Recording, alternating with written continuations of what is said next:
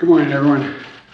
Sorry, keep you waiting a little bit. I had the honor of spending some time with the Ukrainian Prime Minister who's in town today, and he is meeting with some of my cabinet members, including the Secretary of Treasury and others. And we had a good discussion.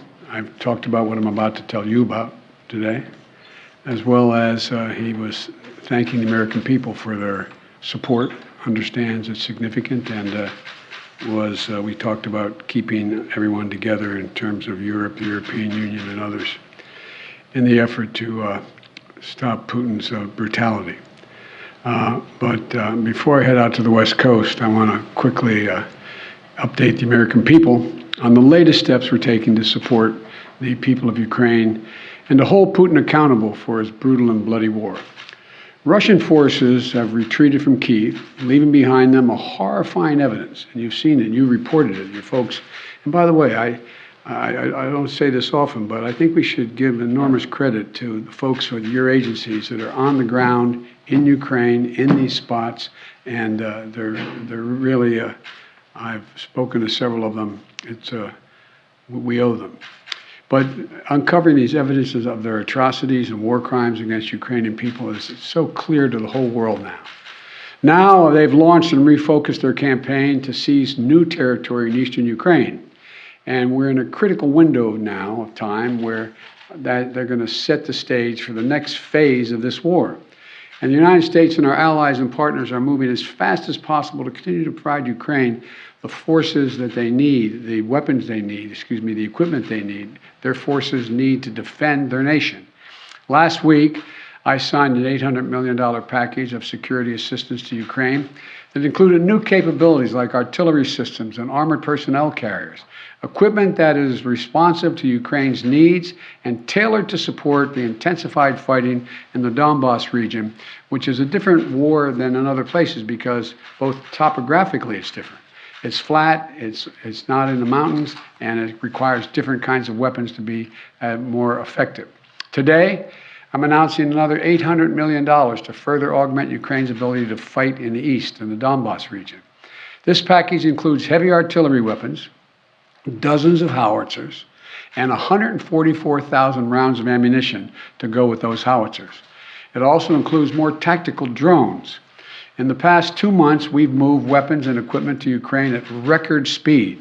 We've sent thousands of anti-armor and anti-missile helicopters, drones, grenade launchers, machine guns, rifles, radar systems. More than 50 million rounds of ammunition had already been sent.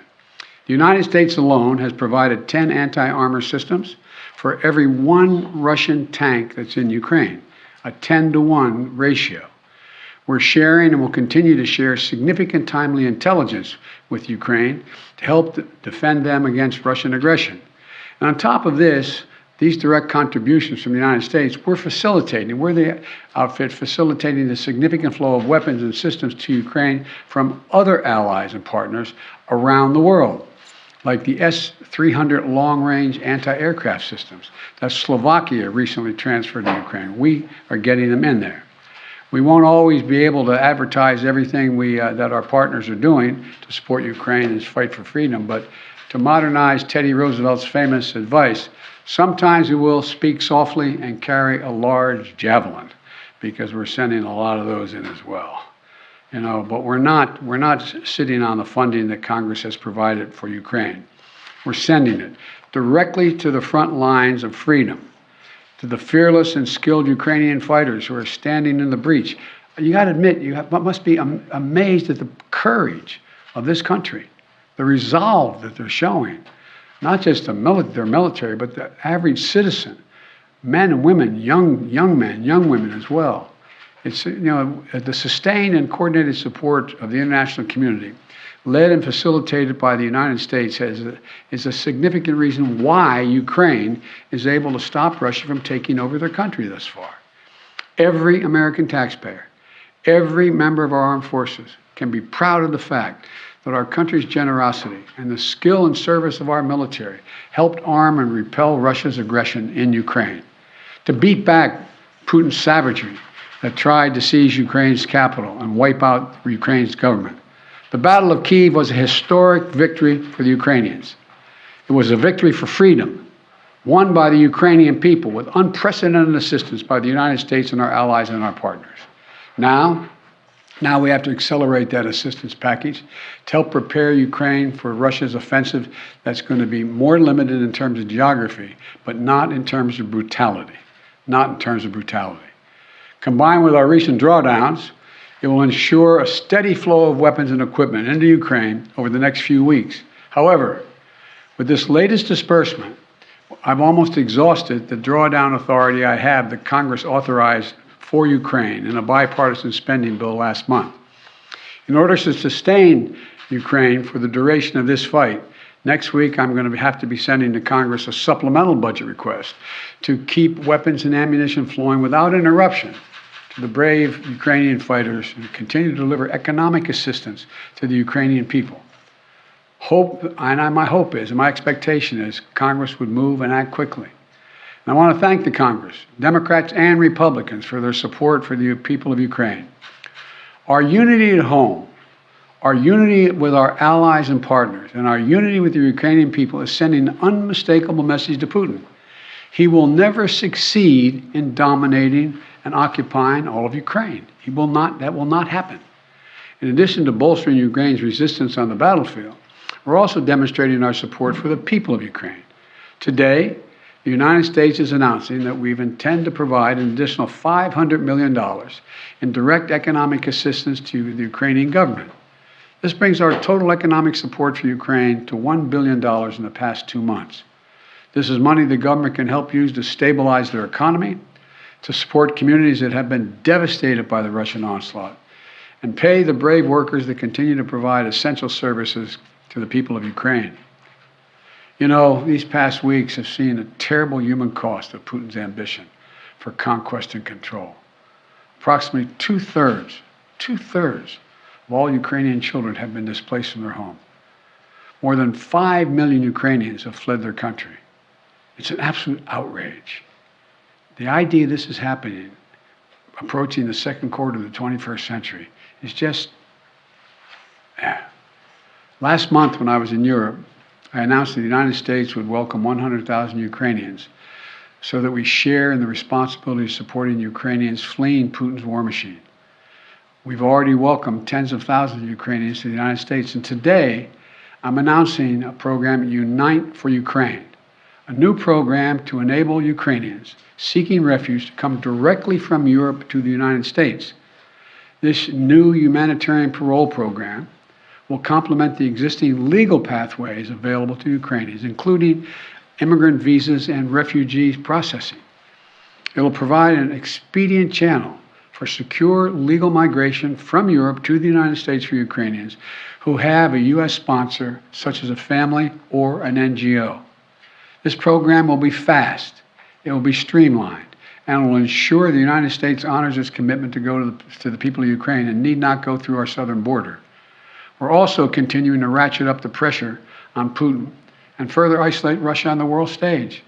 Yesterday, the Treasury Department rolled out additional measures to crack down on the entities and individuals attempting to evade our unprecedented sanctions, not just ours, but throughout the West.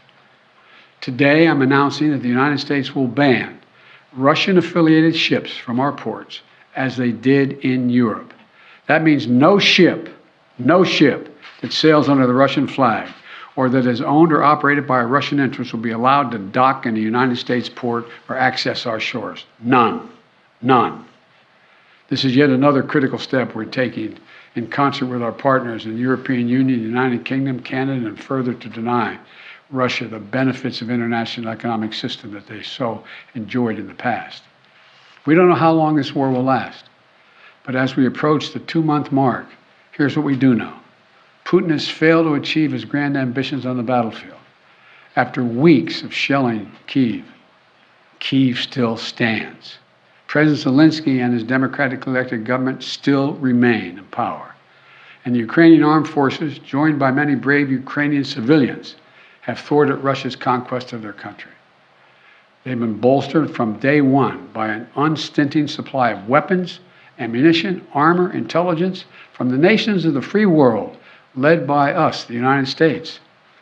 As Russia continues to grind out the military advances and their military advances and the brutalities against Ukraine, Putin is banking on us losing interest. That's been my view. You heard me say this from the beginning.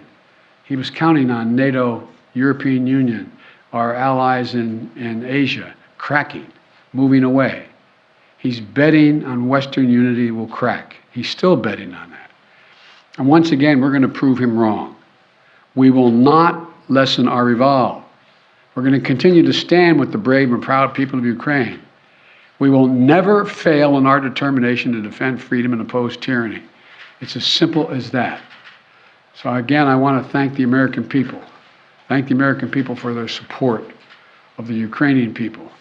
This is our responsibility, it seems to me, and we've been able to hold the whole world together in this effort. So thank you very much. Thank you.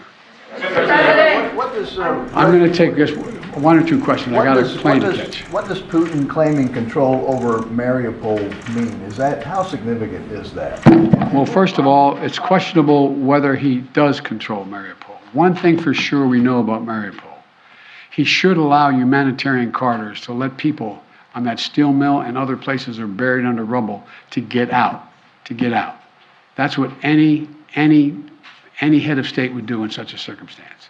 And so there is no evidence yet that Mariupol is completely fallen. Mr. President, on Title 42, sir, are you considering delaying lifting Title 42?